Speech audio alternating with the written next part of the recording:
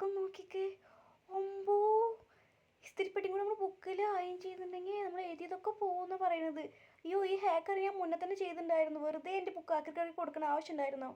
അപ്പോൾ ഈ ഹാക്ക് റീലാണോ നോക്കാൻ വേണ്ടിയിട്ട് ഞാൻ ഇസ്തിരിപ്പെട്ടി ഒരു പ്രിൻ്റഡ് ആയ പേപ്പർ എടുത്തിട്ടുണ്ട്.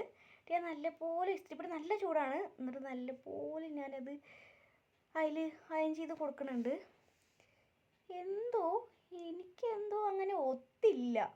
നോക്കിക്കേ, എനിക്ക് പേപ്പർ വല്ല പപ്പട വട പോലെ നിൽക്കുന്നത്.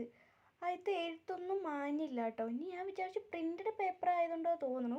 അപ്പോൾ ഞാനൊരു എഴുതിയ പേപ്പർ എടുത്ത് വന്നിട്ട് ചെയ്ത് നോക്കാൻ പറഞ്ഞു. അപ്പോൾ അത് വർക്കായില്ല. ഇതിലൊന്ന് ചെയ്ത് നോക്കാം, വർക്കാവോ നോക്കാം. അപ്പോൾ ഇത് ഞാൻ വെച്ചിട്ടും ഇതും ഞാൻ അതുപോലെ ചെയ്ത് നോക്കി, പക്ഷെ ഇതും വർക്കായില്ല.